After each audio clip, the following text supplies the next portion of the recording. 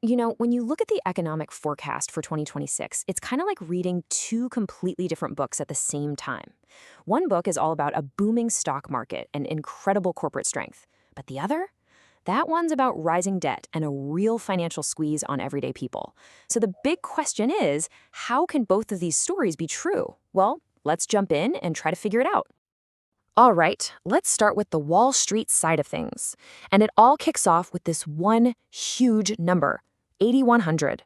That is Oppenheimer's official year-end 2026 price target for the S&P 500. It's a signal of massive optimism from the big market strategists. But what in the world is making them so confident?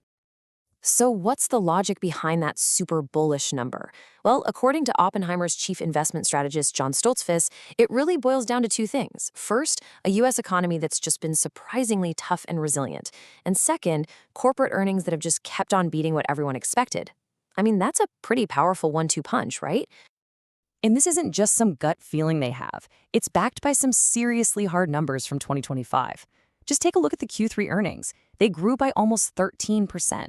That blew past the 8% Wall Street was even hoping for. Revenue growth was also super strong. But what's really amazing is how widespread the success was.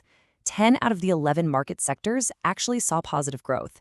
This is the rocket fuel powering that forecast. A roaring market, record profits. I mean, it all sounds fantastic, doesn't it?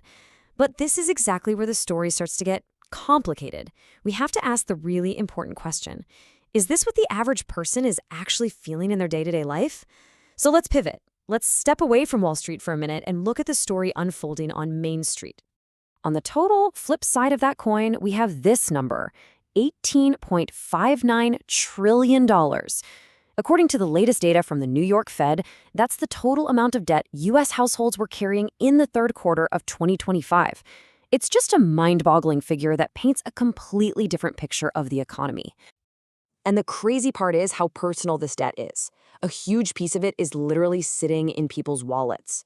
Credit card balances have just ballooned to a record $1.23 trillion. Yeah, this isn't some far-off economic number. This is real, everyday pressure on people's budgets. And you can see that pressure is really starting to show. This chart shows us the percentage of debt that's seriously delinquent. We're talking more than 90 days late. And we're seeing these high delinquency rates across the board, from credit cards and car loans to student loans. Put simply, a lot more people are struggling to keep up with their bills. So what do you even call this weird economic environment? Well, economists have a term for it that perfectly captures that feeling of, well, being stuck in the mud. And it really helps explain why the reality on the ground feels so different from all those rosy headlines. And that term is stagflation light. As the consulting firm RSM defines it, it's when the economy is still technically growing, but just barely, while inflation stays stubbornly high and the job market starts to lose steam. It's this really frustrating mix where things are kind of growing, but your wallet's still getting squeezed. And look, the forecasts really paint this picture. Projections from both RSM and JP Morgan see unemployment ticking up to around 4.5% in 2026. Inflation? It's expected to hang around at 2.7%, still way above the Fed's target.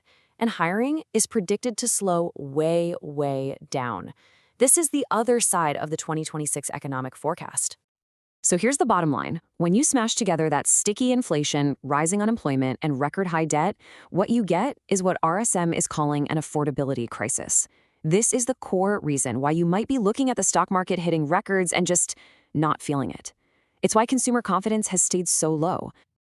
Okay, so we've got these two completely different stories running at the same time. Wall Street is euphoric and Main Street is strained. How do we make any sense of this? And maybe more importantly, for some of you, how in the world are you supposed to navigate an economy that's sending such mixed signals? Okay, here's a really simple way to think about it. Picture the economy as a giant, glittering skyscraper. All those soaring corporate profits and record-high stock prices, that's the beautiful, shiny penthouse way up top. But the foundation of that skyscraper, the financial health of everyday consumers, well, it's starting to show some pretty serious cracks. So if the foundation is shaky, what do? Well, a lot of investors turn to a strategy called defensive investing. Fidelity explains this as basically shifting your portfolio into more conservative stuff, things that are better equipped to handle the bumps and bruises of a volatile market. It's about building a sturdier shelter when the ground feels a little unsteady. So, what's actually in this defensive playbook? Well, you're often looking at stocks from really solid, financially strong companies with steady profits. You're also looking at high-quality government bonds, like U.S. Treasuries, and even things called TIPS, which are designed specifically to protect you against inflation. The whole idea here is stability, not necessarily shooting for the moon. Now, that's the theory, but let's get practical and look at history. When the economy has actually hit a rough patch in the past, what kinds of businesses have actually been a safe harbor for investors?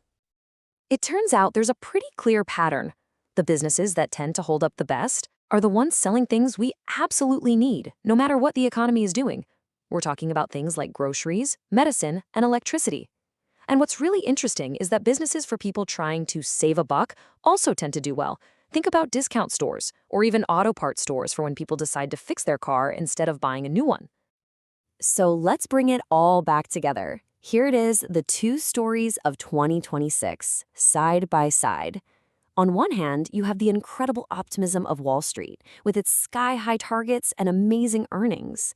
And on the other hand, you have the story of Main Street, defined by record debt, rising delinquencies, and this painful affordability crisis. And that leaves us with one last massive question. A skyscraper, no matter how beautiful, can't stand forever on a cracking foundation. So as we move into 2026, which story is going to win out? The one being told on Wall Street's trading floors, or the one being lived at kitchen tables all across the country?